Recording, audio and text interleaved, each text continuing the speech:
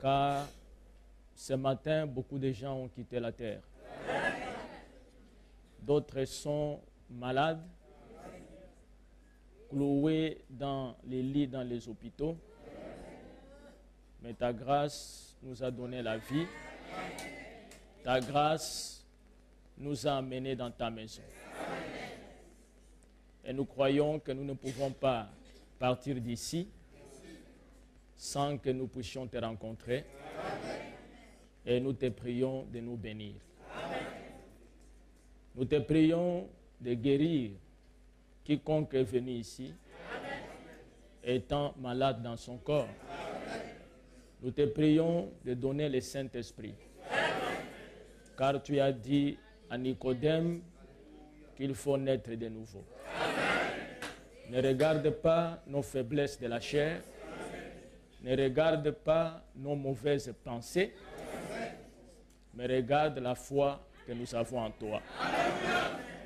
Personne entre nous ici n'est digne de venir devant toi et de montrer les œuvres qu'il a accomplies, de montrer, Seigneur, de bonnes actions qui ont été faites, car nous ne pouvons pas être sauvés par cela. Tout ce que nous pouvons te montrer, c'est le sang de Jésus-Christ. Rien ne pouvait justifier ta mort, peu importe ce qu'elle pouvait dire. Mais lorsqu'elle a montré les attributs de Judas, elle a obtenu la grâce. Merci Père. Puisses-tu être avec nous du début jusqu'à la fin. Dans le nom puissant de Jésus-Christ, nous te prions ainsi, Père. Amen. Nous allons ouvrir nos Bibles dans Lévitique chapitre 19. Et nous lisons le verset 29.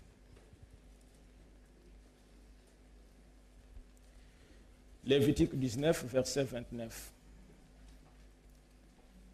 Tu ne profaneras point ta fille en la livrant à la prostitution, de peur que le pays ne se prostitue et ne se remplisse de crimes. Que le Seigneur ajoute les bénédictions à la lecture de sa parole. Vous pouvez vous asseoir.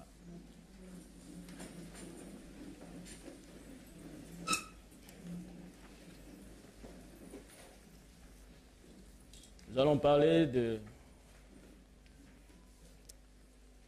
d'un thème un peu bizarre et que j'ai intitulé « La prostitution, les signes de la fin des temps des nations ».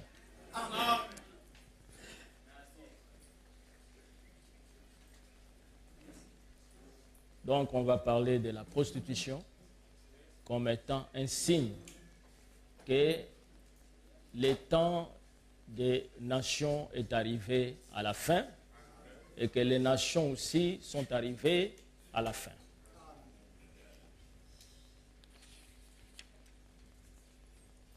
D'abord, je vais donner la définition que ces hommes ici, de ce monde ici, ont donné.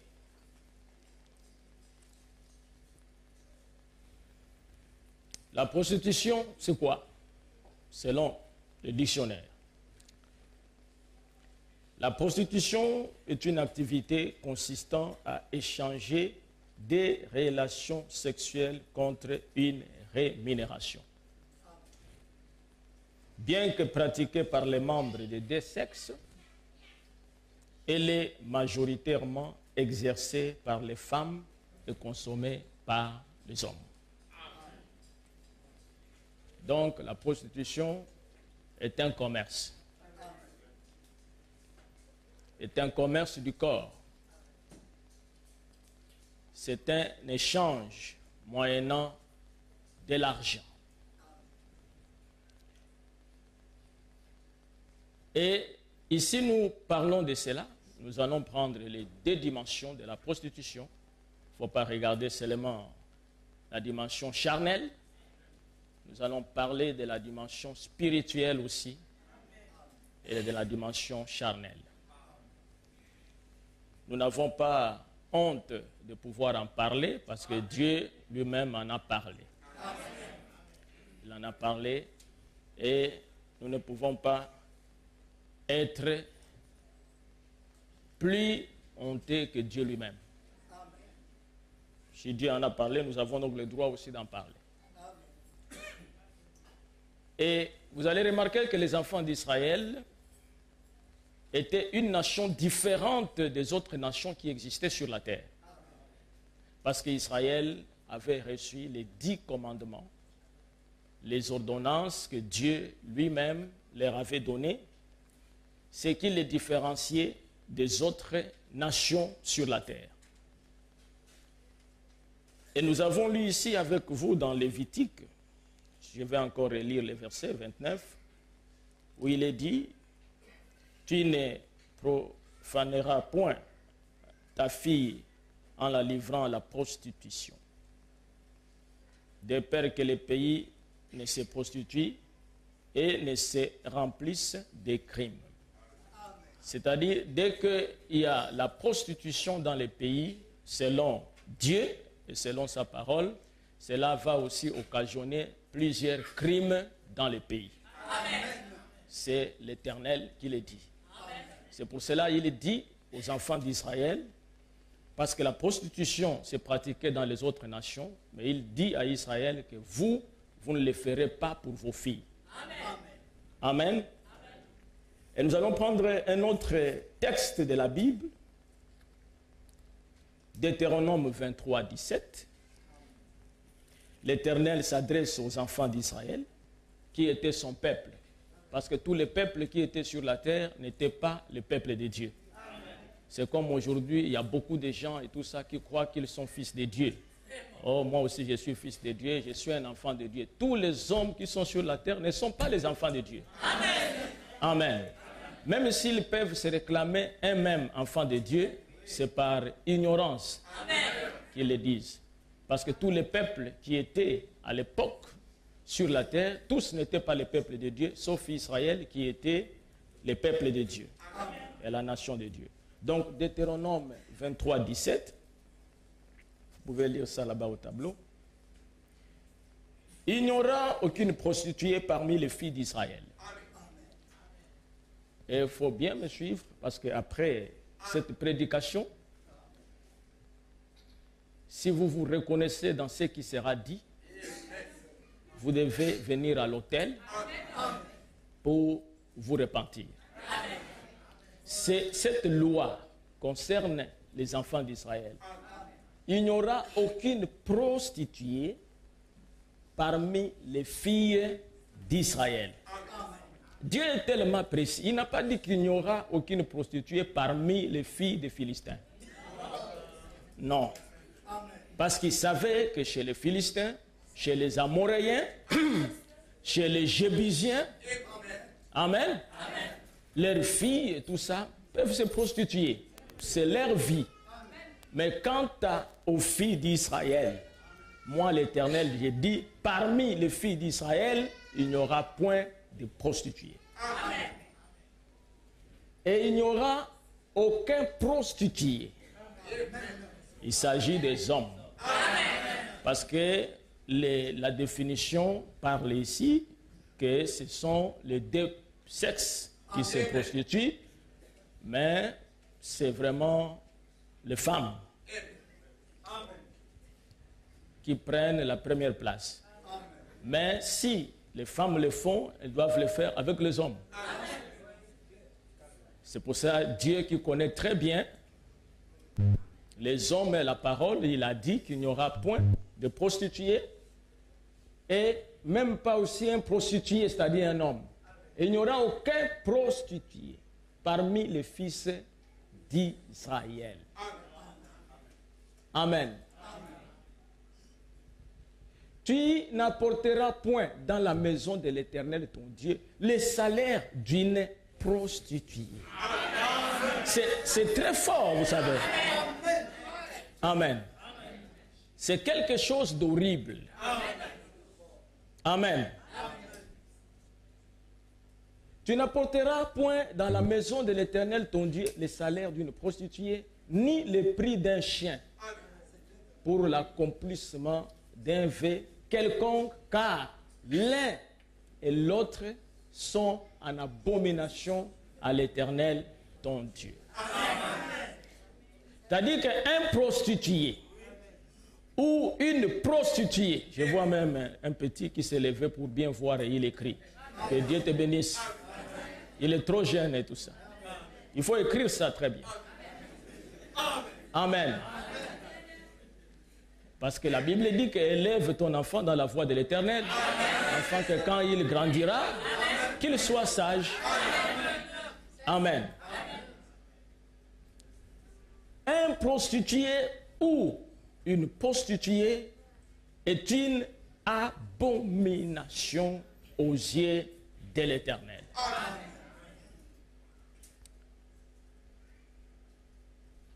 Et les plus grands sages, Salomon, dans les Proverbes, a parlé aussi au sujet des prostituées. Dans Proverbes chapitre 6, verset 25, c'est Salomon qui est en train de parler.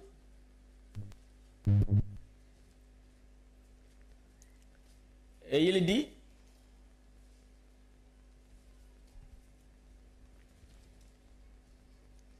ne la convoite pas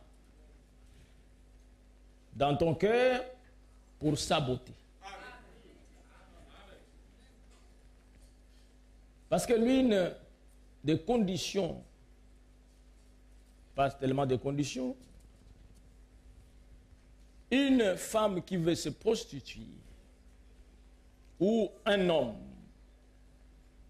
il est dans l'obligation ou elle est dans l'obligation de se faire belle. Amen. Parce que cette beauté-là, c'est pour attirer les clients.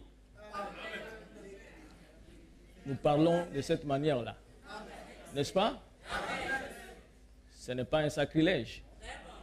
C'est pour cela les grands sages est en train de parler ici. Ici, il parle au sujet de la prostituée. Ne la convoite pas dans ton cœur pour sa beauté. Et ne te laisse pas séduire par ses paupières. Donc, premièrement, il montre que les paupières... Amen. Les grands sages sont en train de montrer que les paupières de la prostituée sont vraiment différentes de la paupière d'une femme ordinaire et qui ne fait pas la prostitution. Alors, nous pouvons comprendre qu'il y a quelque chose sur ces paupières. Amen. Et je crois que ce n'est pas un secret. Tout le monde peut savoir qu'il y a de la peinture sur ses paupières. Amen. Il y a toutes sortes de traits sur son visage. Il y a des points d'interrogation. Il y a des virgules. Il y a la peinture sur son visage. Et le grand sage va parler. Amen. Afin de pouvoir attirer l'attention aux enfants de Dieu. Car la femme prostituée, excusez-moi, Proverbe 6, 26, car la femme prostituée, on se réduit à un morceau de pain. Oui, les sages, il est très important qu'elle l'ait fait, c'est parce qu'elle a besoin d'un morceau de pain. Et la femme mariée tend un piège à la vie précieuse. Une femme, si elle veut se marier, vraiment, elle cherche, elle tend, c'est un piège pour elle, pour une vie précieuse. Mais pour une prostituée, elle se réduit seulement du fait à pouvoir avoir le pain. N'est-ce pas? Quelqu'un mettra-t-il du feu dans son sein sans que ses vêtements s'enflamment? Quelqu'un marchera-t-il sur des charbons ardents sans que ses pieds soient brûlés? Il en est de même pour celui qui va vers la femme de son prochain. Et les sages qui parlent. Quand nous allons entrer en profondeur, nous allons voir, il y a beaucoup de sortes de prostitution. Il y a même des femmes mariées qui se prostituent. Amen. Et la prostitution la plus mystérieuse, plutôt, excusez-moi, c'est celle qui se passe dans l'église. Et c'est celle-là qui est, amen, c'est celle-là qui est décriée par l'Éternel. Parce que même l'apôtre lui-même, il a été très étonné lorsqu'on lui a dit, viens et je te montrerai les mystères de la grande prostituée. On a parlé à l'apôtre. Dieu lui a dit que c'est un mystère. Et quand l'apôtre a regardé, il dit, je suis vraiment étonné. Et ce qui fait aussi que nous serons dans l'étonnement de voir qu'il existe aussi une sorte de prostitution dans l'église du Dieu vivant. Et cette prostitution est plus dangereuse. Amen. L'apôtre Paul, vous savez, lorsqu'il a écrit, il a écrit aux Romains, il a écrit aux Corinthiens, il a écrit aux Galates, il a écrit partout là, en Asie mineure, mais chaque fois qu'il écrivait la lettre pour s'adresser à une église quelconque, il a tiré leur attention sur l'impudicité. C'est vraiment quelque chose de mauvais. Amen. Et dans 1 Corinthiens chapitre 5, lui-même dit, on entend dire qu'il y a de l'impudicité parmi vous, tel que cela ne se rencontre même pas chez les païens. Ça, c'est Paul qui disait ça. Amen. À tel point que l'un de vous a la femme de son père.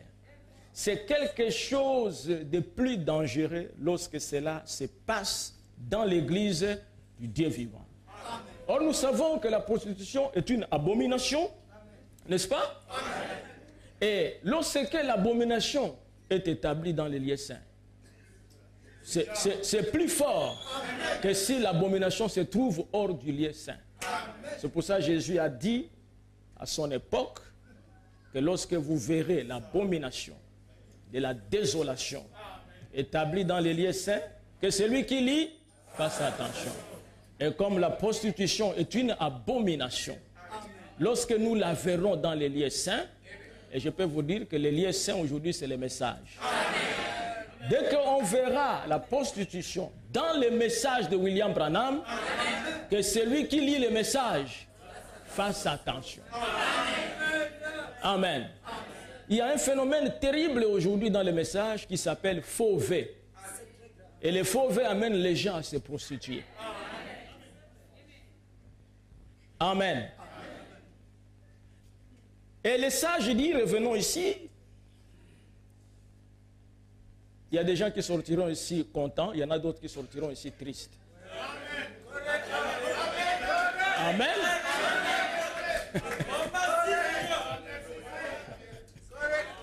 Et c'est ce que la parole fait. On ne peut pas l'empêcher de faire son travail. Mais si tu es une fille de Dieu, même si tu as commis une erreur, amen, ta tristesse va t'amener à la repentance. Tu es un fils de Dieu, ta tristesse va t'amener aussi à la repentance. Il en est de même pour celui qui va vers la femme de son prochain. Quiconque la touche ne restera pas impuni. Oui, vous devez déjà le savoir. Amen. Vous savez, c'est le péché le plus horrible qui puisse exister. Amen. Frapper quelqu'un, faire la bagarre n'est rien devant ses péchés. Voler le cochon de quelqu'un, c'est rien devant ses péchés. N'est-ce pas? Tout, c'est condamnable, mais ce péché est particulier. Parce que l'apôtre Paul dit, tout autre péché que l'homme peut commettre est hors de son corps. Mais celui qui commet l'impudicité pêche contre son propre corps. Et celui qui va avec une prostituée, il fait même corps avec elle. On ne tient pas pour innocent le voleur qui dérobe pour satisfaire son appétit. C'est un sage, hein, vous savez, il est en train de parler. tu as volé et tout ça, parce que vraiment tu avais très faim et tout ça. On ne va pas te justifier pour ça et tout ça. Tu vas aller en prison. Et c'est pour ça qu'il dit ici, on ne tient pas pour innocent les voleurs qui dérobent pour satisfaire son appétit quand il a faim. Si on les trouve, il fera une restitution au septuple. Il donnera tout ce qu'il a dans sa maison. Mais celui qui commet un adultère avec une femme est dépourvu de sens. Celui qui veut se perdre agit de la sorte. Qui veut se perdre ici parmi les frères? Amen. S'il y a quelqu'un qui veut se perdre, amen. Voilà les chemins pour se perdre. Salomon était sage. Un grand sage. Si on les trouve, il fera une restitution. Non, non, non. Nous allons prendre 33. Il n'aura que plaie et ignominie, et son opprobre ne s'effacera point. Amen. Proverbe 7, frère. Alors, il est en train de nous parler, avant que nous puissions entrer dans les vifs du sujet, nous allons voir encore un autre conseil, un autre constat que fait les grands sages. Il dit ceci. Proverbe chapitre 7, verset 6. J'étais à la fenêtre de ma maison et j'ai regardé à travers mon treillis. J'aperçus parmi les stupides, j'ai remarqué parmi les jeunes gens un garçon dépourvu de sens. Ça, c'est les sages. Il était à la fenêtre. Regardez, ne dormez pas et tout ça. Ne dormez pas. Je vous vois à partir d'ici. Ne dormez pas. C'est très important. Vous n'êtes pas venu pour dormir. Sinon, vous allez trouver les lits ici. Amen. Ce n'est pas un dortoir. Voilà. J'étais à la fenêtre de ma maison, j'ai regardé à travers mon treillis, j'aperçus parmi les stupides, j'ai remarqué parmi les jeunes gens un garçon dépourvu de sens. Il passait dans la rue, près de l'angle, où se tenait une de ces étrangères. Amen. Une de ces étrangères, il parle de prostituées. Et il se dirigeait lentement du côté de sa demeure. C'était au crépuscule, pendant la soirée. Au milieu de la nuit et de l'obscurité. Et voici, il fut abordé par une femme ayant la mise d'une prostituée et la ruse dans le cœur. Elle était brillante et rétive. Ses pieds ne restaient point dans sa maison. Tantôt dans la rue, tantôt sur les places, et près de tous les angles, elle était aux aguets. Vous comprenez? Elle est difficile, cette femme prostituée, de pouvoir rester à la maison. Et le grand sage est en train de montrer qu'elle se tient toujours dans des coins, au temps du soir, des coins obscurs. Amen. Et vous pouvez la trouver dans ces endroits-là. Et moi, je dirais, vous pouvez la trouver dans un bar. Vous pouvez la trouver dans une boîte de nuit. Vous pouvez la trouver dans un coin quelconque au bord de mer. Amen. Vous pouvez la trouver aussi sur Facebook. Vous pouvez la trouver sur WhatsApp. Parce que nous allons y entrer dans la profondeur pour voir même la prostitution sur Facebook. Comment cela se passe. Amen. Elle le saisit et l'embrassa. Et d'un air effronté lui dit, je devais un sacrifice d'action de grâce. Aujourd'hui, j'ai accompli mes vœux. C'est pourquoi je suis sorti au-devant de toi pour te chercher. Et je t'ai trouvé.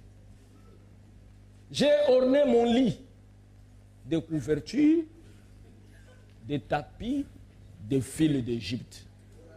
Non, c'est vrai tout ça. Hein? Quand la prostituée est étrangère, elle arrange son lit et tout ça, elle n'utilise rien d'Israël. Parce que Dieu a un truc. Il a... Amen. Vous comprenez? Dieu a interdit cela en Israël. Ce qu'elle a utilisé pour arranger son lit, sa maison et tout, afin de pouvoir recevoir son amant, vient de l'Égypte. Est-ce que vous pouvez dire Amen? Ce qu'elle a utilisé, les crayons, Amen. Ça vient de l'Égypte. Les rouges à lèvres qu'elle a utilisés vient de l'Égypte. Amen. Elle a placé les chaînes dans ses pieds. Elle a percé ses pieds. Amen. Elle a percé ses oreilles plutôt. Elle a percé même son nombril. Elle a percé son nez. Avec des poinçons qui viennent de l'Égypte.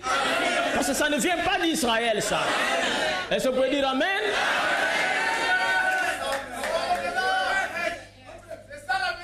Amen. Des tapis de fil d'Égypte. J'ai parfumé ma couche de myrrhe, d'aloès et de cinnamome. Viens, enivrons-nous d'amour jusqu'au matin. Livrons-nous joyeusement à la volupté, car mon mari n'est pas à la maison.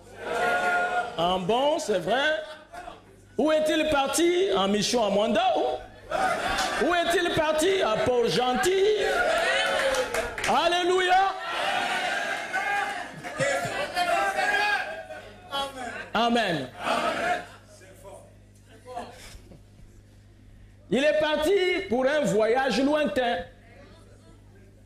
Il a pris avec lui les sacs de l'argent. Il ne reviendra à la maison qu'à la nouvelle lune. Vous dites Amen? Et souvenez-vous qu'il s'agit ici aussi, ne regardez pas seulement la femme naturelle, il s'agit d'une église, une église prostituée, qui est censée être mariée à Jésus-Christ, qui a fait un voyage lointain après la mort et la résurrection. Il est retourné vers son Père et l'Église catholique est restée prendre des amants. Alléluia. Vous pouvez dire Amen? Parce que l'Église catholique romaine est considérée dans la Bible comme étant une prostituée. Ce n'est pas moi qui l'ai dit, mais c'est la Bible. Apocalypse 17. Amen. Est-ce que les frères peuvent mettre ça au tableau? Oui. C'est-à-dire que non, le mari est parti très loin. Il a pris même l'argent et tout ça. Ce n'est pas maintenant qu'il viendra. Même s'il a dit que je viens bientôt, il a l'habitude de dire je viens bientôt. Mais nous pouvons nous embrasser. Et quand il arrivera à remarquer, il a bien dit que nous allons nous embrasser pendant toute la nuit jusqu'au matin. Et le matin, il faut faire attention. C'est un matin radieux, sans nuage.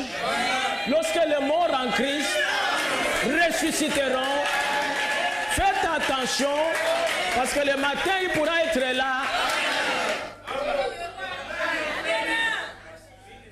Amen. C'est le grand sage Salomon. Il était en train de prêcher sous forme de proverbe. Et dans Apocalypse 17, il nous a dit ceci. C'est au tableau. Puis un de 7 anges, donc 7 anges qui avaient la connaissance de Dieu. Amen. Parce que Dieu a 7 anges qui ont la connaissance de la parole, la connaissance de ses projets, la connaissance du projet de la rédemption. Ils sont 7.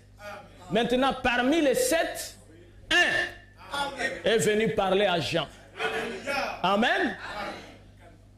Puis un des 7 anges qui tenait les 7 coupes vint. Et il m'adressa la parole en disant, viens, je te montrerai le jugement de la grande prostituée. Ce n'est pas une petite, une grande.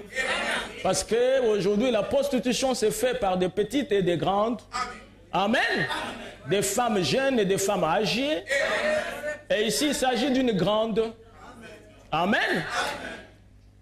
Et vous allez voir qu'il y a une autre forme de prostitution. Ce n'est pas que c'est la femme qui demande de l'argent. Ça, vous pourrez lire ça dans Ézéchiel 16. Je n'ai pas le temps. Dieu est en train de reprocher Israël et Juda qui sont en train de faire la prostitution. Et c'est eux qui donnent l'argent à leurs amants. Parce qu'ils étaient très riches. Et c'est une forme de prostitution qui existe en Europe et ici dans les milieux un peu les plus élevés, où c'est la femme qui donne l'argent aux amants. Amen. Oui. Les jugements de la grande prostituée qui est assise sur les grandes eaux. C'est avec elle que les rois de la terre, les rois de la terre se sont livrés à l'impudicité. Et c'est du vin de son impudicité que les habitants de la terre s'en sont enivrés. Vous voyez? Il me transporta en esprit dans un désert et je vis une femme assise sur une bête écarlate, pleine de noms de blasphème, ayant 7 têtes et 10 cornes. Cette femme était vêtue de pourpre et d'écarlate, et parée d'or, de pierres précieuses et de perles. Elle tenait dans sa main une coupe d'or remplie d'abominations et des impuretés de sa prostitution. Ici, cette femme ici, ce n'est pas une femme naturelle, c'est une église. Et cette église-là, lorsqu'elle commet la prostitution, c'est-à-dire que c'est au travers de la parole, amen. Mais dès qu'elle est en train de se prostituer avec la parole du Seigneur, c'est-à-dire elle ne prêche pas la parole du Seigneur, elle n'est pas fidèle à la parole. Et chaque fois qu'elle prêche et qu'elle commet son infidélité, elle tient dans sa main une coupe. Amen. Ceci peut nous aider à comprendre lorsque nous regardons toutes les églises dans le monde. Quelle est l'église qui utilise souvent la coupe quand ils prêchent? C'est de cette église qu'il s'agit ici. Ils ont toujours une coupe. Ils soulèvent la coupe. Amen. Ils déposent la coupe. Ils prennent les pains dans la coupe. Amen. Ils donnent aux gens. Sans la coupe, il n'y a pas de prière. C'est cette église-là. Amen. Sur son front était écrit un nom, un mystère. Pourquoi beaucoup de gens ne peuvent pas savoir que l'église-là est une prostituée? Parce que c'est un mystère. Un mystère, c'est une vérité cachée. Alléluia. Pour que vous puissiez savoir qu'il s'agit d'une prostituée, il faut qu'on vous révèle le mystère. Or, la révélation du mystère est un domaine réservé à un ministère, qui est le ministère non pas apostolique, ni pastoral, ni doctoral, mais un ministère prophétique. Il faut donc un prophète. Alléluia. Et dans Apocalypse 17, il est dit, mais qu'au jour de la voix du 7e ange, le 7e ange est un messager, un homme qui vient de la part de Dieu. Il vient sur la terre avec un message venant de Dieu pour révéler le mystère. Et le mystère de la femme prostituée a été révélé en ces derniers jours. Ne dormez pas, réveillez votre frère. Non, il s'est déjà réveillé. Que Dieu te bénisse, tu t'es réveillé. Amen. Le mystère de la femme prostituée devrait être révélé par le 7e ange. Et le 7e ange est un homme. Amen. Et le 7e ange est un prophète. Et aujourd'hui, nous avons la connaissance que cette église prostituée, c'est l'église catholique romaine. Et si nous avons cette connaissance, alors que cela était un mystère, c'est que le 7e ange est venu. C'est la vérité. Amen. Et l'apôtre Jean a regardé. Le mystère, c'était Babylone la grande, la mère des impudiques. Nous allons y arriver bientôt. Donc cette femme-là et tout ça, elle n'était pas stérile. Amen. Elle a donné naissance à des petites églises qui sont aussi, parce qu'elle c'est la grande prostituée, et elle donne naissance à des petites prostituées.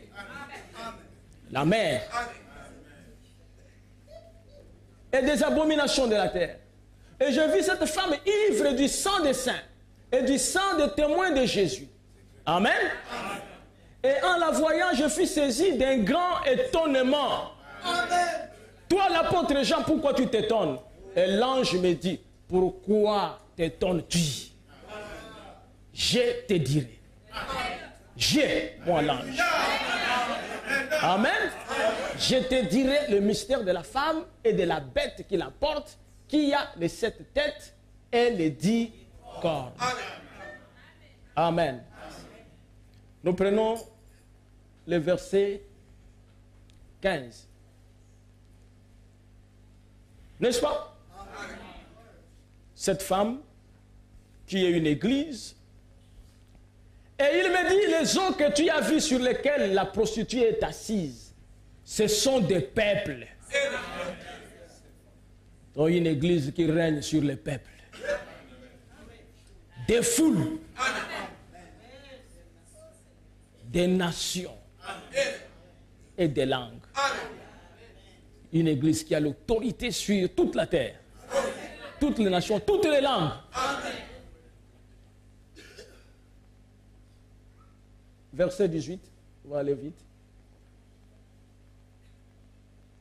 Et la femme que tu as vue, c'est la grande ville qui a la royauté sur les rois de la terre. Alors, dites-moi, quelle est la ville qui a la royauté sur les rois de la terre? C'est Rome. C'est Rome. Amen. C'est avec le pape de Rome. Le pape de Rome est plus que tous les présidents du monde.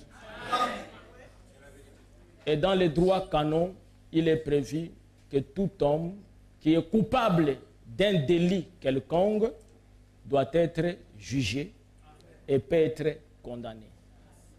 Et il est dit dans les droits canons que sauf les papes qui ne peut pas être jugé parce que lui, il représente Dieu. Et personne ne peut juger Dieu. Vous voyez? Donc aujourd'hui, Donald Trump peut être jugé et être arrêté. Emmanuel Macron, pareil. Vous comprenez? N'importe quel chef d'État, on peut les juger, on peut les destituer, sauf le pape. Donc il s'agit de Rome. Et avec l'Église catholique romaine qui domine dans le monde religieux, mais avec une parole mensongère. C'est pour cela que Dieu dit qu'elle commet l'impudicité. Amen. Mais remarquez qu'elle a donné naissance aussi à des enfants. Ici, nous allons prendre Israël, comprendre ce que Dieu a fait avec les enfants d'Israël. À un moment donné, malgré la loi de Dieu, malgré tout ce que le Seigneur avait dit sur la prostitution, défendant aux enfants d'Israël de se prostituer, mais à un moment donné, Israël a brisé la parole de Dieu et la prostitution est entrée en Israël. Amen. Alors, Dieu a parlé au prophète Osée. Dieu n'était pas content et il devrait montrer sa colère. Il a appelé le prophète Osée. Nous allons prendre le livre de Osée au chapitre 1, verset 2.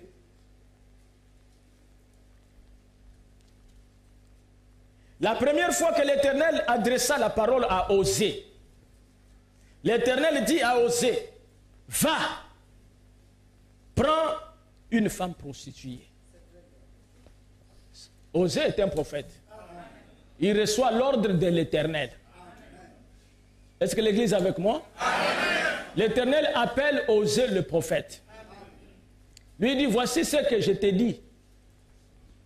Va, prends une femme prostituée et des enfants de prostitution, car le pays se prostitue, il abandonne l'Éternel.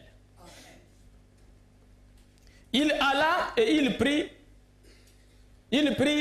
Gomère, fille d'Iblaïm. Elle conçut et lui enfanta un fils. Donc, Gomère était une prostituée. N'est-ce pas? Amen.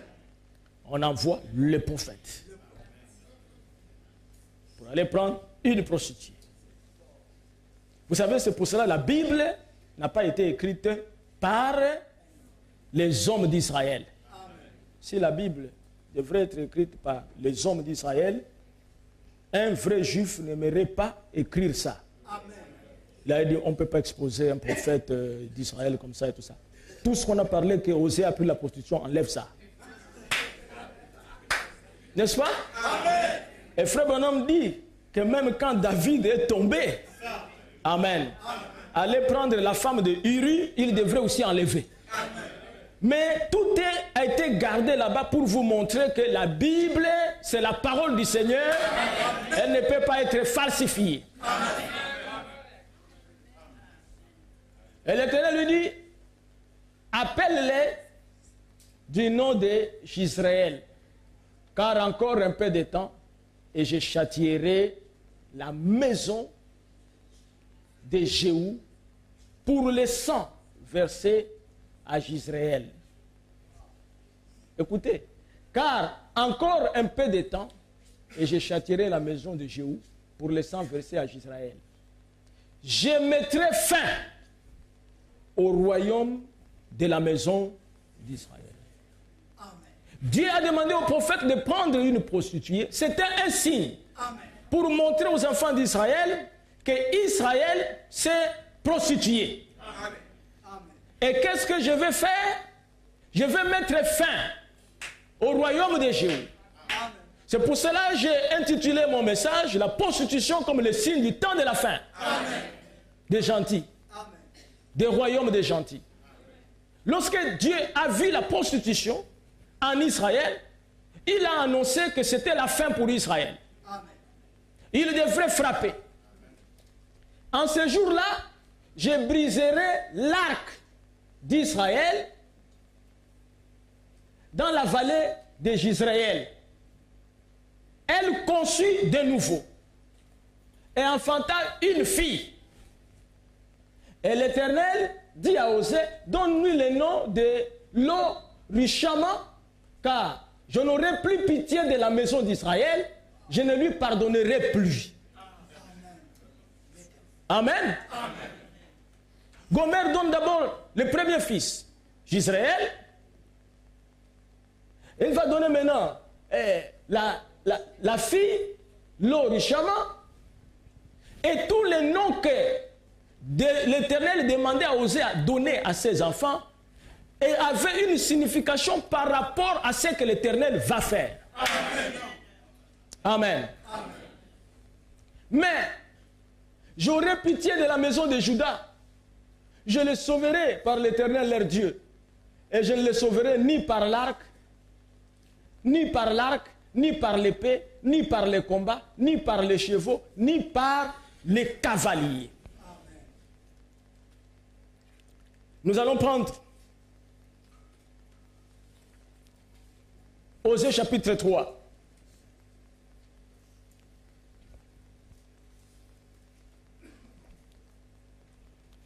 Il a donné naissance donc à ces enfants-là. Et si vous lisez après, elle avait donné naissance aussi à un fils qu'on a appelé Lo-Ami. Pour gagner le temps, donc nous allons prendre Osée chapitre 3 pour voir la deuxième chose qu'il avait demandé à Osée de faire. Et nous allons comprendre la portée spirituelle de cela. Chapitre 3. Et notez très bien que Gomer avait donné naissance à une fille et à deux fils. L'Éternel me dit, va encore et aime une femme aimée d'un amant. Écoutez très bien, une grande portée spirituelle. Vous êtes avec moi? Amen. Parce que ici, ce n'est pas la messe. Ce n'est pas le catéchisme. Amen.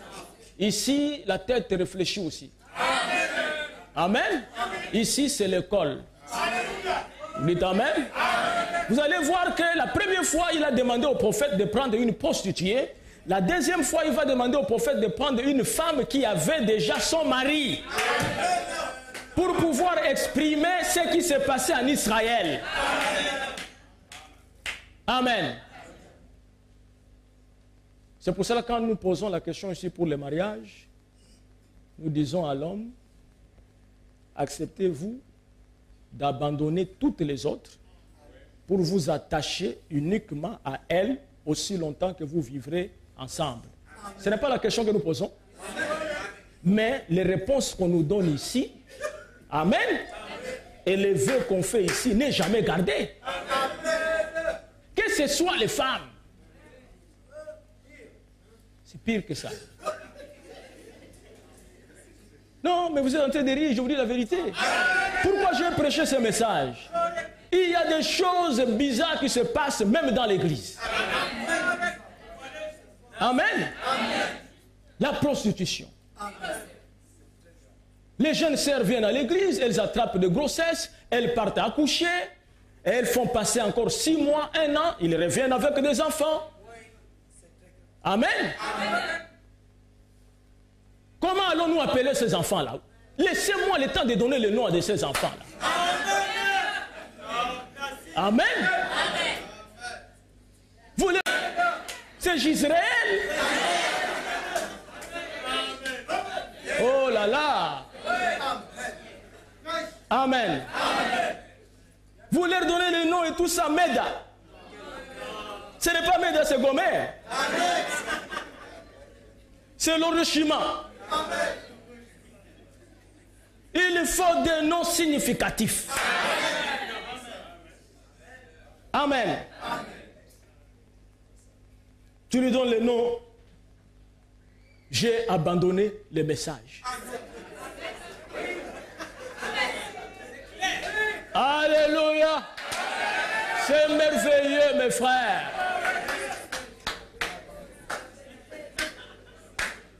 Va, aime une femme, aimée d'un amant. Ah, le pauvre prophète.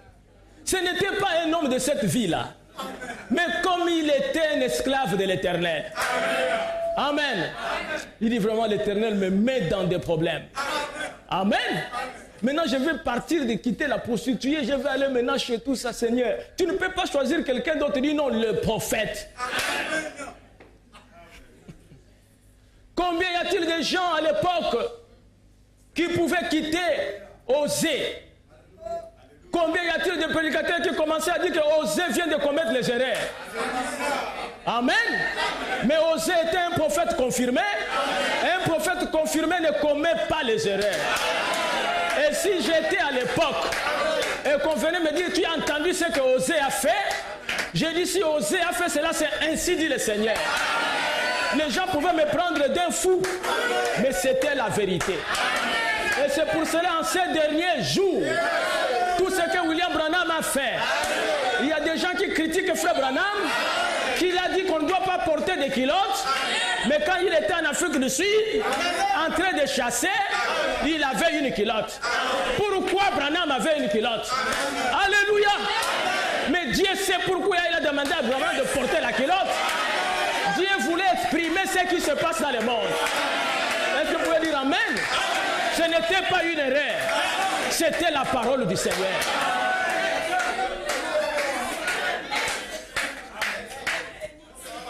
Amen. Va, aime une femme aimée d'un amant. Et adultère. Aime-la comme l'Éternel aime les enfants d'Israël. Oh là là. Pourquoi il dit ça au prophète? Il veut montrer au prophète que malgré que les enfants d'Israël font le péché, amen, malgré que les enfants d'Israël l'abandonnent, mais lui, il aime toujours Israël. Dites amen. Malgré que vous êtes parti pour aller faire un enfant dehors avec un païen, mais ton cœur est toujours attaché à la parole. C'est la preuve que l'Éternel t'aime. Et nous allons voir que le prophète Osée, après avoir fait toutes ces choses, et il dit aux enfants de Dieu, revenez vers Dieu. Il a déchiré. Amen. Il a blessé. Amen. Mais lui là qui a blessé, il va bander. Oh, c'est la vérité, mes frères. C'est le but de ma prédication. Ce n'est pas pour vous envoyer en enfer. C'est pour que vous reveniez à l'Éternel, à l'autel. Et vous prenez une décision de marcher maintenant avec la parole. Aime-la comme l'Éternel aime les enfants d'Israël, qui se tournent vers d'autres dieux et qui aime les gâteaux de raisin. Amen. Et maintenant, dans Osée chapitre 4, verset 1. Écoutez la parole de l'Éternel, enfant d'Israël. Car l'Éternel a un procès avec les habitants du pays. Parce qu'il n'y a point de vérité, point de miséricorde, point de connaissance de Dieu dans les pays. Il n'y a que parjure et mensonge, assassinat, vol et adultère. On use de violence, on commet meurtre sur meurtre. Mon peuple est détruit parce qu'il lui manque la connaissance. Pourquoi le peuple est détruit? Parce qu'il lui manque la connaissance. Puisque tu as rejeté la connaissance, dites Amen. Puisque tu as rejeté la connaissance, je te rejetterai. Amen. La connaissance, c'est elle qui amène le peuple sur la voie de l'Éternel. Si vous n'avez pas la connaissance, vous allez sortir de la voie de l'Éternel. Mais il dit que mon peuple manque de la connaissance. Et il dit aussi, puisque tu as rejeté la connaissance, pour rejeter la connaissance, il faut d'abord que la connaissance soit envoyée. Est-ce que vous pouvez dire Amen? Alors nous voyons que Daniel, lorsque Gabriel l'a visité, et il lui a montré des secrets qui devraient être révélés à la suite des temps, des vérités bibliques. Amen. Gabriel lui dit, cache cela. Et scelle les secrets dans les livres jusqu'au temps de la fin. Amen. Il dit la connaissance augmentera. Je veux dire Amen. La connaissance, c'est le message de Frère Branham. Lorsque quelqu'un rejette le message de Frère Branham, Dieu le rejette automatiquement. Dites Amen. C'est ce qu'il a dit à Osée. Et mon peuple meurt par manque de connaissance. Amen. Pourquoi allez-vous tomber dans la fornication d'un autre? J'ai lu là-bas, il dit, l'une des causes principales de la prostitution, c'est la pauvreté. Amen. La pauvreté. Et ne pensez pas que Dieu va vous justifier parce que vous étiez pauvre. La connaissance aujourd'hui, c'est le message. Osée est allée aimer la femme qui avait son mari. Elle-même, tout en ayant son mari, elle était adultère aussi. Donc, elle trompait son mari. Amen. Voilà. Osée chapitre 4, verset 11. La prostitution, les vins. Quand vous voyez beaucoup de bars dans une ville, amen, vous devez savoir qu'il y aura beaucoup de prostitution. Quand vous voyez une femme à tout moment avec les vins, attention à cette femme-là. Amen. Parce que selon la Bible, les vins, amen, engendrent la prostitution. Très tôt le matin, à 8 heures déjà et tout ça, elle est quelque part là. Et tu es où, Marco et tout ça? Alors nous sommes en train de prendre un pot. Après le pot, qu'est-ce qui va se passer?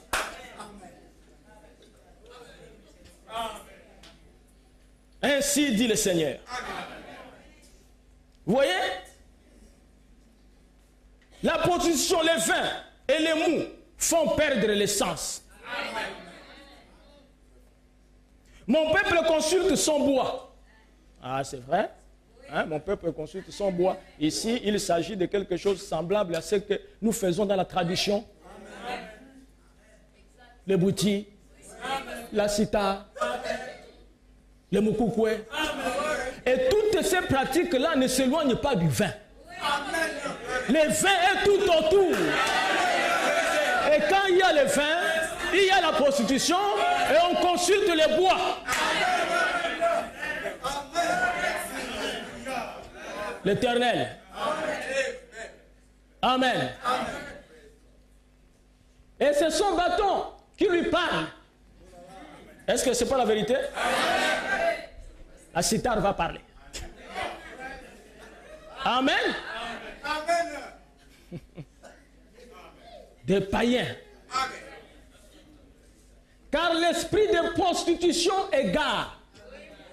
Et ils se prostituent loin de leur Dieu. Ils sacrifient sur les sommets des montagnes. Ils brûlent de l'encens sur les collines, sur les chênes, les peupliers, les térépintes, dans l'ombrage. Tout ça, l'idolâtrie. Les dimanches, au lieu d'aller à l'église et tout ça, on sort avec des kaolins. Tout ça. Avec des pagnes ici. Amen. Nous sommes en train de consulter tout ça. Le peuple païen. Israël était différent des autres nations. Et nous qui avons reçu le message de Frère Branham, nous sommes Israël. Toutes les églises qui se disent même églises chrétiennes et qui ne croient pas le message de Frère Branham sont comparables aux Amoréens, aux Philistins, aux Jébusiens et tous les autres. Et Dieu a dit, vous n'imiterez pas ces nations-là et leurs abominations.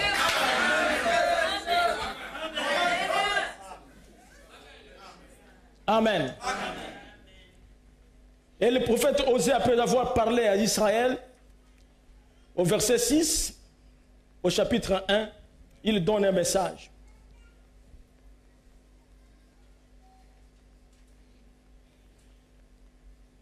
Voilà.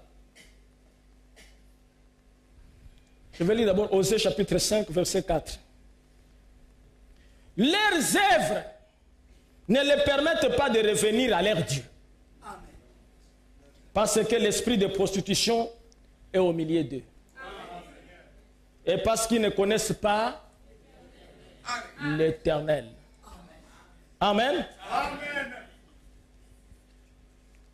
Il y a aujourd'hui une forme de prostitution sur les réseaux sociaux.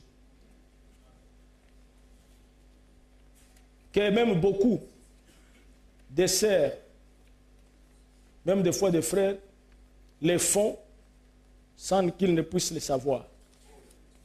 Qu'il est en train de se prostituer.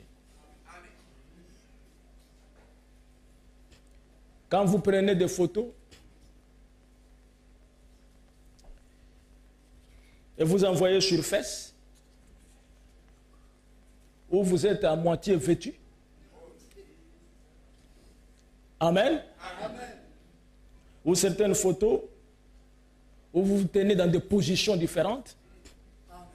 Toi, tu es une femme, tu t'habilles, tu changes la tenue et tout ça. Tu fais comme ça. Tu envoies. Tu envoies. La prostitution.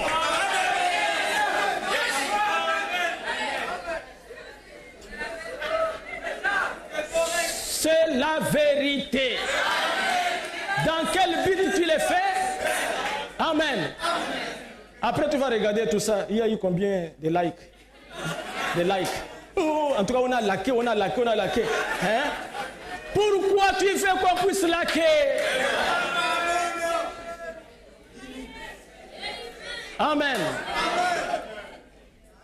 Un documentaire dit ici, Facebook est un moyen de communication facile, rapide et moins coûteux. Permet aux internautes de bien communiquer. Mais maintenant, c'est le moyen le plus facile pour la prostitution.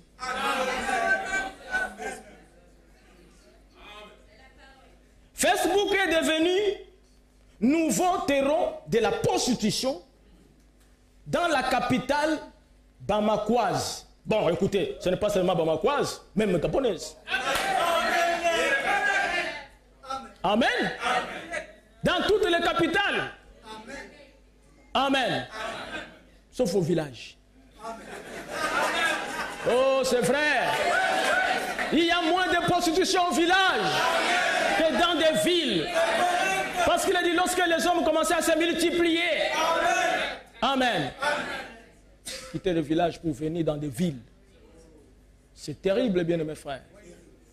L'Internet est devenu le prédicateur le plus attractif. Amen.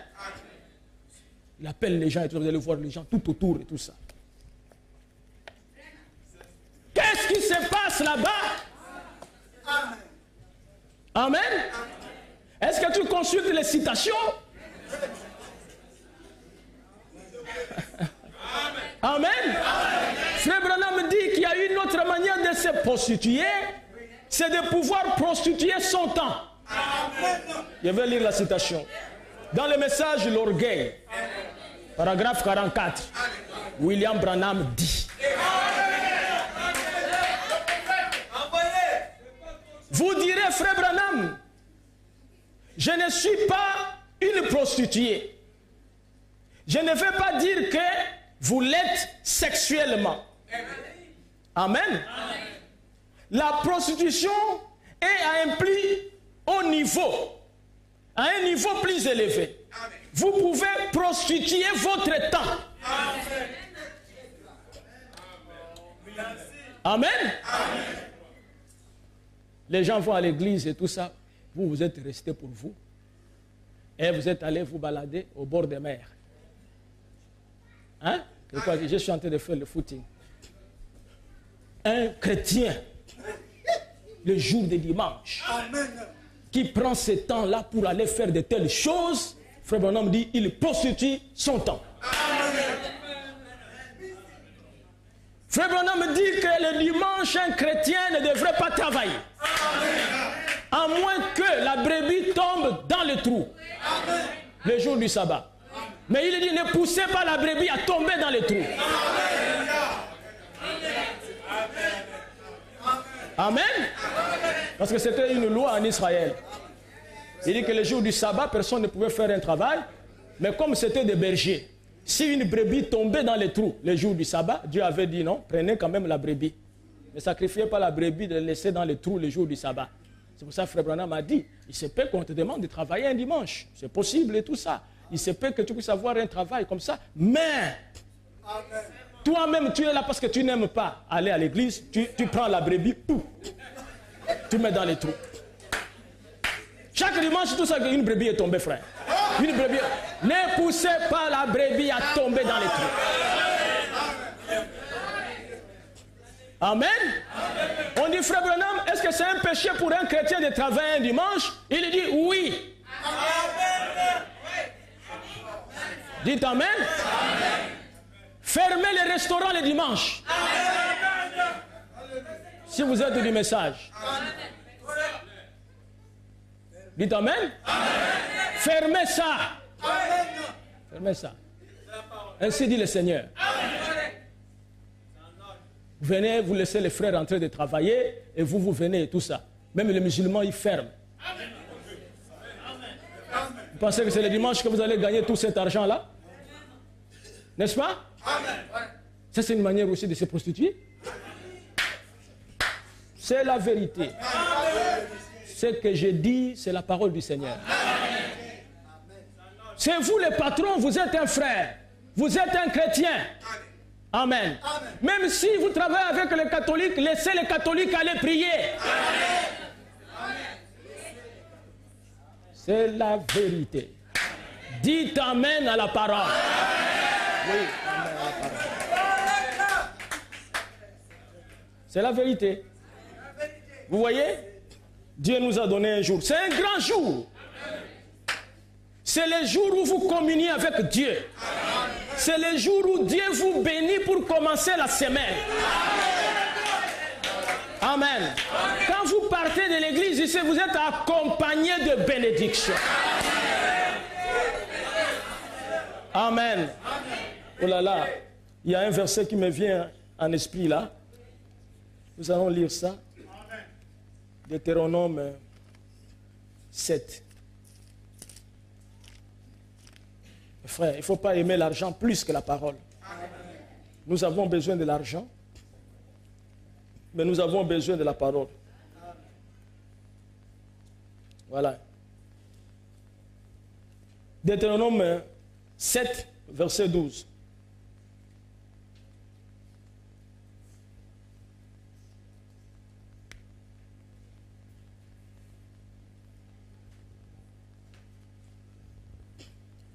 Commençons d'abord au verset 1, après on va venir au verset 12. Lorsque l'Éternel, ton Dieu, t'aura fait entrer dans le pays dont tu vas prendre possession. Amen. Et nous savons que spirituellement parlant, notre pays, c'est le message. Amen. Pour Israël, c'était Canaan. Amen. Alors,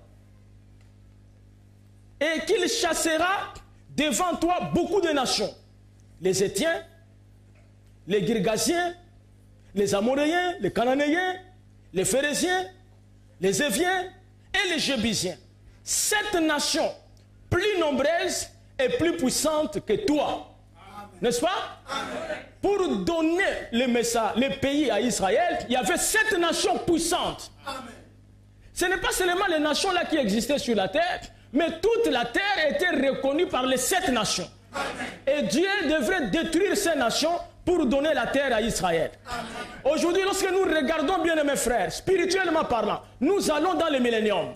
Et dans le millénium, Dieu va nous donner toute la terre. Amen. Mais avant que Dieu nous donne toute la terre, il y a 7 nations puissantes sur la terre. Amen. Et les 7 nations sont appelées les G7. C'est eux qui dirigent le monde. Amen. Et Dieu va détruire les G7 Amen. Avant que l'épouse entre dans le millénium. Est-ce la vérité? Amen. Oui, mes frères, c'est la vérité. Amen. Toutes ces nations que je vous donne. Amen. Amen. Et il dit, lorsque l'Éternel, ton Dieu, te les aura livrés et que tu les auras battus, tu ne dévoueras pas, tu les dévoueras par interdit, tu ne traiteras point d'alliance avec elles et tu ne leur feras point de grâce. Tu ne contracteras point de mariage avec ces peuples. Tu ne lui donneras point tes filles à leurs fils. Et tu ne prendras point leurs filles pour tes fils. Vous dites Amen? Car ils détourneraient de moi tes fils qui serviraient d'autres dieux. Et la colère de l'Éternel s'enflammerait contre vous. Et il te détruira promptement. Il dit, quand vous entrez là-bas, qu'un fils d'Israël n'épouse pas une Philistine. Qu'un chrétien n'épouse pas une païenne. Qu'une chrétienne n'épouse pas un païen. C'est la loi de l'Éternel. Tu crois le message, tu dois épouser un frère qui croit le message. Tu crois le message, amen. Tu dois épouser une femme qui croit le message.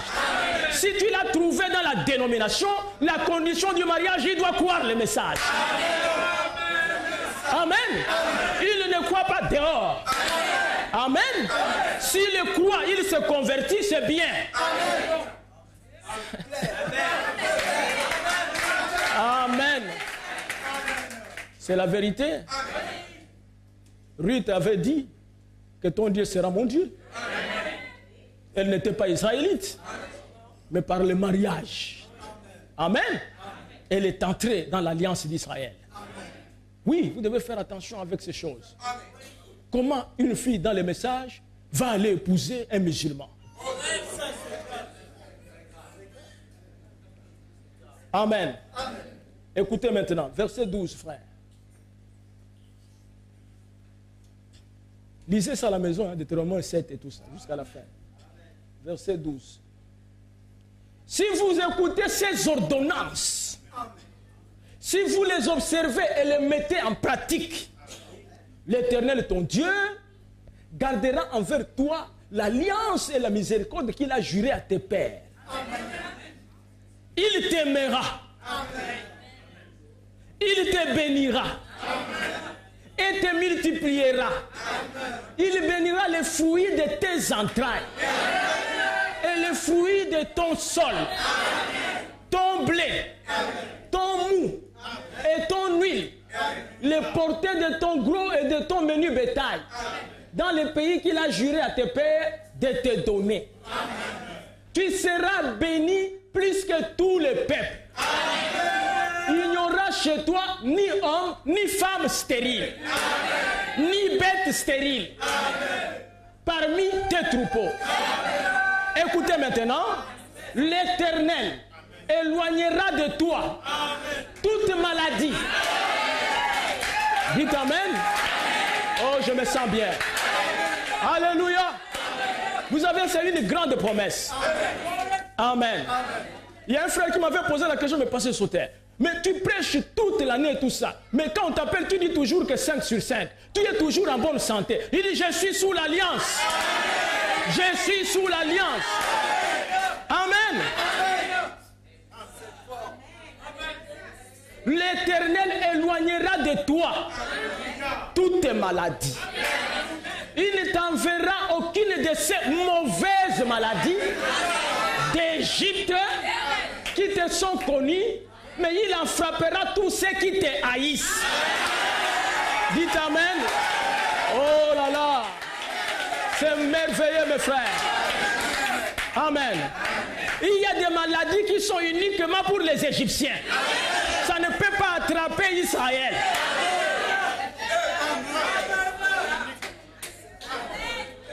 Amen.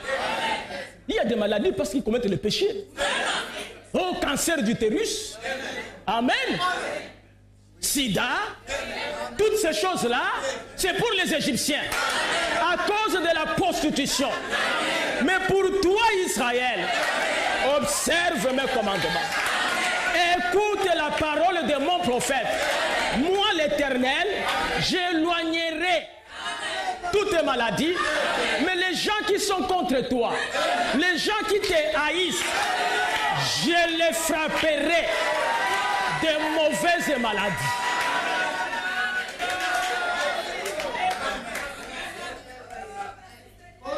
Amen. Voyez-vous quel amour que Dieu a envers son épouse. Frère Branham dit ceci dans le message, l'invasion des États-Unis. L'autre jour ici, un certain épicier dans la ville parlait à ce propos. À propos de ces femmes qui travaillent dans ces usines. Amen. Après, je vais revenir sur les documentaires sur la prostitution, où il est montré que ça se passe aujourd'hui même au travail. Il est dans des bureaux, des femmes qui sont des secrétaires, étant mariées et tout ça. Nous vivons les jours semblables à Sodome et Gomorrhe. Amen. Pour résister, il faut recevoir quelque chose venant de Dieu. Amen. Vous savez, il y a une sœur qui est partie. Elle était malade. Elle avait les kystes. Après la prière, elle est allée voir le médecin. Les kystes ont disparu.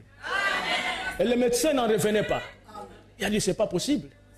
Mais comme elle avait des douleurs dans le ventre et tout, il a dit, bon, écoute, je vois qu'il n'y a pas de kystes et tout ça, mais je vais quand même te faire un test et tout ça, de grossesse et tout. Il a dit, non, non, ça ne vaut pas la peine, il ne faut pas me faire le test. Il dit, pourquoi?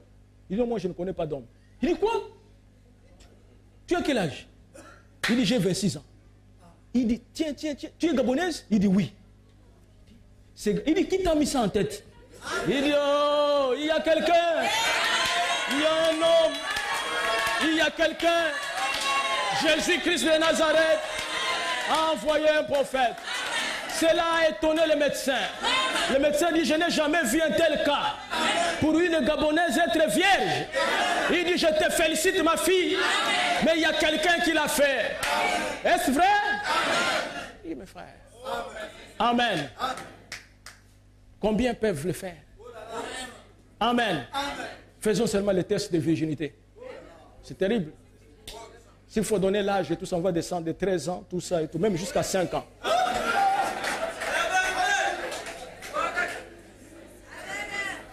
Le monde est dans des conditions horribles. C'est pour cela que la destruction va arriver. Amen.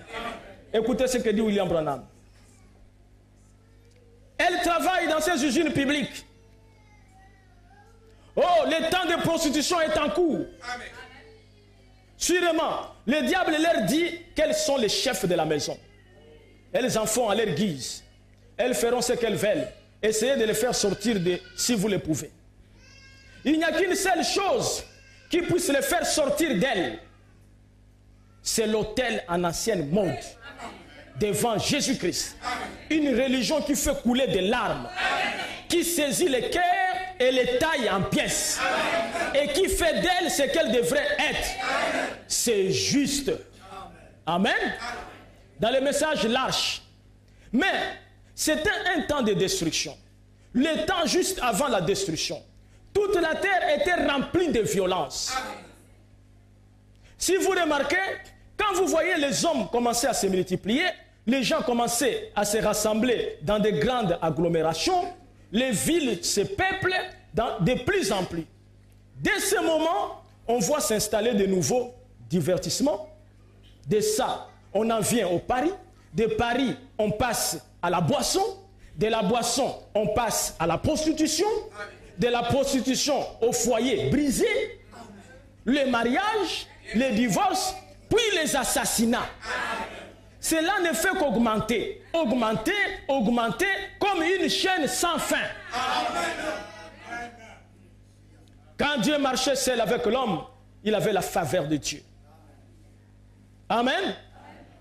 Or, nous voyons qu'Israël était arrivé aussi à une époque semblable à celle-ci, où il y avait de la prostitution, et Dieu, c'était pendant le règne d'Esdras, et Dieu va envoyer le prophète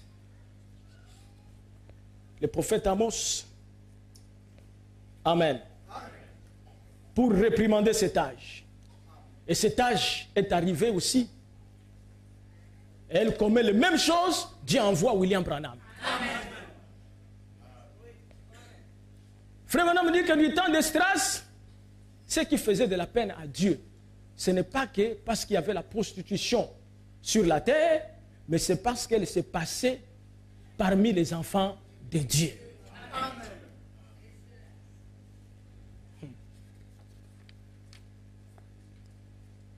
Voilà.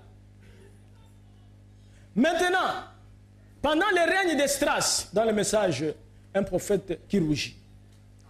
Pendant le règne d'Esdras, les enfants d'Israël avaient rétrogradé. Ils étaient sortis et avaient épousé des femmes moabites, et ils avaient pris les femmes des Amoréens, des Phérésiens, et beaucoup venant d'autres nations. Et ils ne les avaient pas seulement épousées, mais ils commettaient la fornication entre eux. Amen. Non pas seulement avec les femmes du monde, mais entre eux. Amen. Impureté.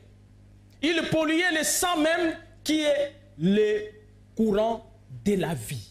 Amen. Et quelle image aujourd'hui de nos églises. La manière dont elles s'écartent de la ligne, l'ancienne mode que Dieu avait posée pour l'église.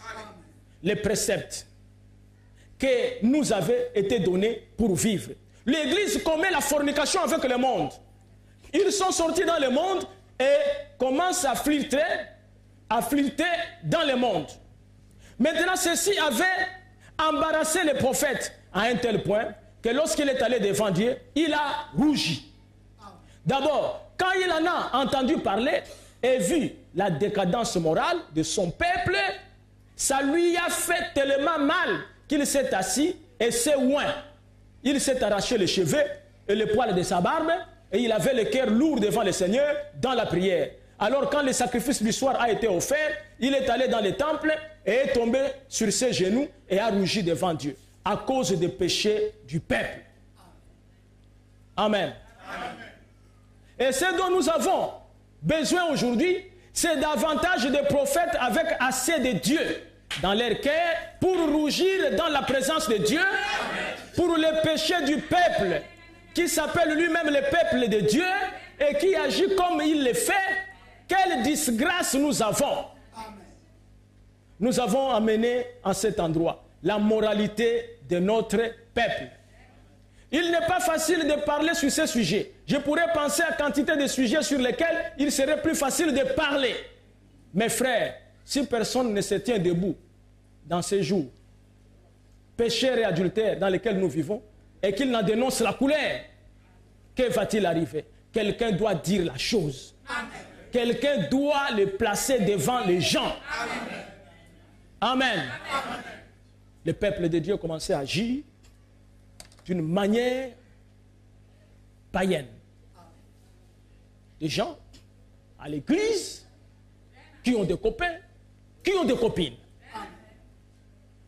mais qui viennent à l'église et qui disent Amen. Vous devez venir à l'autel. Dieu ne supporte pas ça. Vous voyez, il a dit, je vais vous frapper. Je n'aurai pas de pitié. Je ne vais pas vous pardonner. Si vous voyez que la souffrance dépasse, vous demandez à Dieu de vous tuer. C'est mieux. Au lieu d'aller se prostituer. Amen. N'ayez pas peur de mourir dans la parole. Il dit, Seigneur, je n'en peux plus, il y a trop de souffrance, je ne peux pas aller me prostituer. Appelle-moi à revenir à la maison. Amen. Vous ne pouvez pas venir à l'église ici avec une sœur et vous commencez à entretenir des relations dans la fornication, n'étant pas marié. Vous venez dans le monde étant des copains et copines, vous arrivez ici, vous êtes frères et sœurs.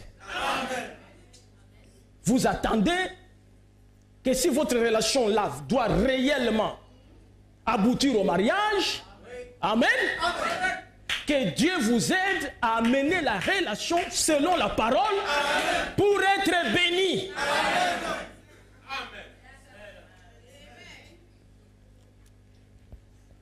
Frère Branham dit dans le message, les dieux de cet âge mauvais. Nous ne sommes pas ici dans les églises éveillées. Frère, on dit que dans l'église éveillée, les gens se dévorent là-bas.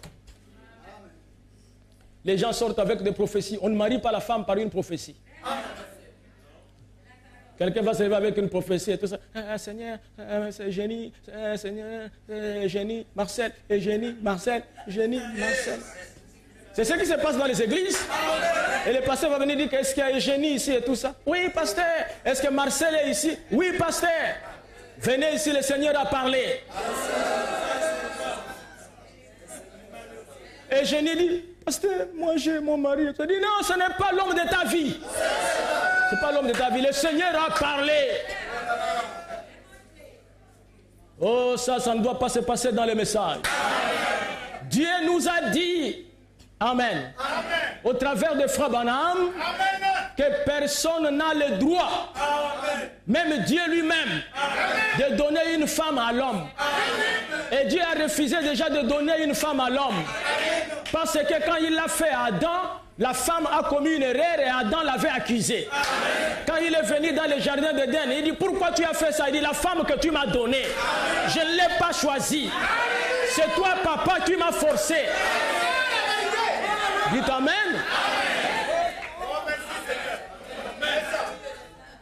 Vous voyez? Et toi tu viens encore que Dieu a donné la femme par la prophétie. Non. Abraham a prêché le choix d'une femme. Il faut un choix. Si tu vois quelqu'un qui est venu se marier ici, c'est lui-même qui a choisi. Et quand il y a des problèmes qui n'accusent ni les pasteurs ni les frères, qu'il s'accuse lui-même. Est-ce la vérité? Oui. Les dieux de cet âge mauvais. Remarquez bien ceci. Tu es nu. Laissez cela pénétrer très profondément. Je sais que beaucoup de gens pourront être en désaccord avec moi sur cette pensée.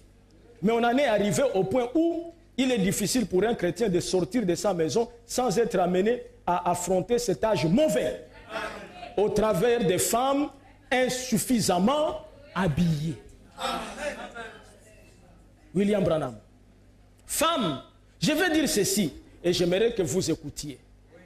Et les hommes et les femmes, vous pouvez être en désaccord sur ceci, mais je me sens conduit à le dire. Amen. Savez-vous qu'elle croit ou pas, qu'elle le pense ou pas? Amen. Amen. Il dit, savez-vous que toute femme qui se déshabille comme cela n'est pas dans son bon sens? Amen. N'est-ce pas? Une maman et tout ça, elle prend un haut, elle porte partout ici, vite. C'est quoi? C'est le tissu qui te manque ou quoi? C'est la publicité de la colonne vertébrale ou quoi? Mais William Branham dit, c'est l'esprit de la prostitution. Amen. Une femme qui prend une jupe jusqu'ici. Est-ce que c'est le tissu qui te manque? Amen. Et tu vois tout le corps ici, dehors et tout ça. C'est la publicité des jambes. N'est-ce pas? Pourquoi il doit mettre cela? Branham dit que vous le vouliez ou pas, cette femme a l'esprit de prostitution.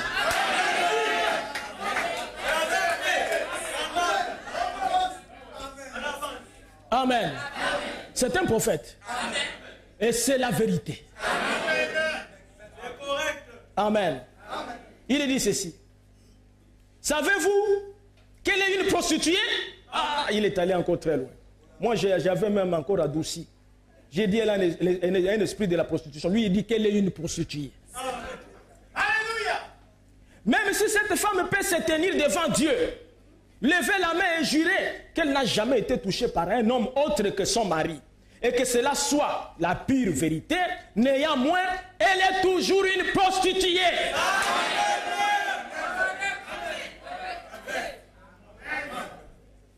Un prophète. Amen. Porter des robes, même si c'est une longue robe, mais qui est serrée, léger, serré, et vous ne pouvez même pas marcher, tout ça et tout. C'est encore une autre forme de prostitution.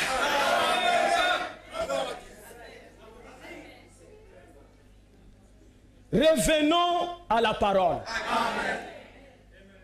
Voyez, il dit ceci. Jésus a dit, quiconque regarde une femme pour la convoiter a déjà commis adultère avec elle. Et cette femme, peut-être, voyez, elle est nue, dit la Bible, elle ne le sait pas. L'esprit qu'il a oint pour faire de telles choses est un esprit impur de prostitution. Dans son être extérieur, son corps physique, sa chair, elle peut être pire. Il se peut qu'elle n'ait pas commis d'adultère et qu'elle puisse jurer devant Dieu et que cela soit la vérité, qu'elle ne l'a jamais fait. Mais son esprit est un esprit de prostituée. Amen. Parce que la prostitution, ce n'est pas le corps physique qui le fait. Amen. La prostitution, c'est l'esprit qui se trouve à l'intérieur de l'homme ou la femme. Amen. Amen. Si c'était le corps physique, on pouvait chercher à trouver des médicaments. Amen. Un vaccin. Amen. Amen. Mais nous ne pouvons jamais trouver le vaccin ou les remèdes contre la prostitution. Parce que Jésus lui-même, quand il est arrivé sur la terre, il a rencontré une femme qui était professionnelle de la prostitution. Dites Amen. Mais malgré qu'elle était prostituée, cette femme était une fille de Dieu. Et lorsqu'elle a rencontré la parole faite chair, la parole promise de son temps, rendue manifeste, Amen, Dieu sous la forme d'un homme. Elle a rencontré Dieu sous la forme d'un homme. Et Jésus lui a dit, va, appelle ton mari. Elle a dit, je n'ai point de mari. Jésus lui a dit, tu en as eu 5. Amen. Celui qui est avec toi maintenant n'est pas ton mari. La prostitution, c'est une femme qui part ou un homme, d'un homme à un autre homme, d'un homme à un autre homme, d'une femme à une autre femme, à une autre femme, à une autre femme. Et chaque fois que vous allez avec un homme, toutes les malédictions de cet homme vont te suivre aussi. Toutes les malédictions de la femme vont te suivre.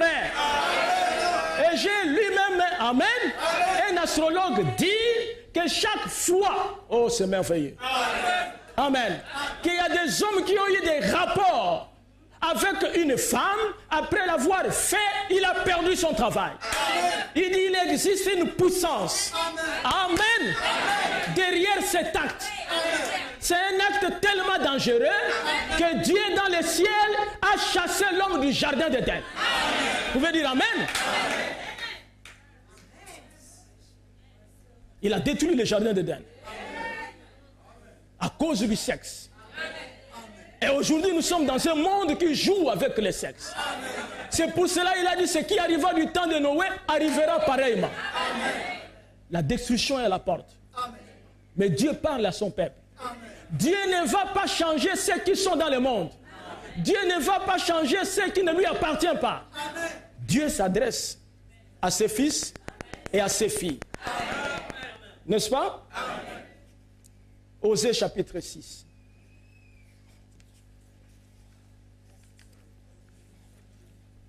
Osée chapitre 6. Voilà.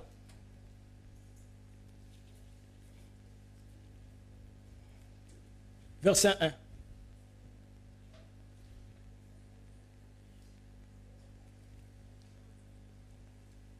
Osée chapitre 6, verset 1. Venez, retournons à l'église, à l'Éternel. Car il a déchiré, mais il nous guérira. Il a frappé, mais il bandera nos plaies. Il nous rendra la vie dans 2 jours. Amen. William Branham dit que les 2 jours, c'est les 2 derniers 1000 ans. Les 2 jours. Donc après la résurrection du Seigneur Jésus-Christ, il veut que les gens reviennent, n'est-ce pas? Retournons à l'Éternel. Il nous rendra la vie dans 2 jours. Le 3e jour, il nous relèvera. Les 2 derniers 1000 ans, le 3e jour, nous entrons dans le millénium, qui est le jour, c'est un jour, 1000 ans. Il nous relèvera. Et nous vivrons devant lui. Connaissons, cherchons à connaître l'Éternel. Sa venue est aussi certaine que celle de l'aurore. Il viendra pour nous comme la pluie du printemps qui arrose la terre. Osée était en train d'annoncer la venue du Seigneur en ces derniers jours. Il vient comme la pluie de la première et de l'arrière-saison. C'est le message de William Branham. Oui, c'est pour cela qu'il dit revenez à l'Éternel. Amen. Il a déchiré, il nous guérira. Il a blessé, il nous bandera. Y a-t-il des gens prêts à revenir à l'Éternel? Amen. Effacez les mauvais messages sur Facebook. Enlevez les mauvaises images sur Facebook. Ce n'est pas fait pour publier votre nudité. Ce n'est pas fait pour montrer comment tes jambes sont brunes. Non. Amen. C'est trop sale devant l'Éternel. Amen. Mariez-vous correctement. Oui, c'est la vérité. Depuis un certain temps, nous avons prêché ici contre la télévision, mais à un moment donné, la télévision est devenue avec tout le monde. Des gens qui se disent dans les messages, qui passent leur temps à regarder la télévision. Branham a dit que lorsque vous appliquerez les signes, c'est dans le message les signes. Il dit quand vous appliquerez les signes, mettez dehors la télévision. Est-ce que ce n'est pas le message? C'est le message. Amen. Nous avons parlé ici contre le défrisage mondain. Ne donnez pas, amen, l'aspect d'une fille du monde. Soyez chrétiens. Dieu vous a donné la beauté. Amen. Gardez cette beauté-là naturelle. Amen. Diminuez la dose de Kwanzaa. Diminuez la dose de Kwanzaa. Alléluia. Amen. Oui, frère Branham a dit vous devez être belle. Diminuez la dose de Kwanzaa.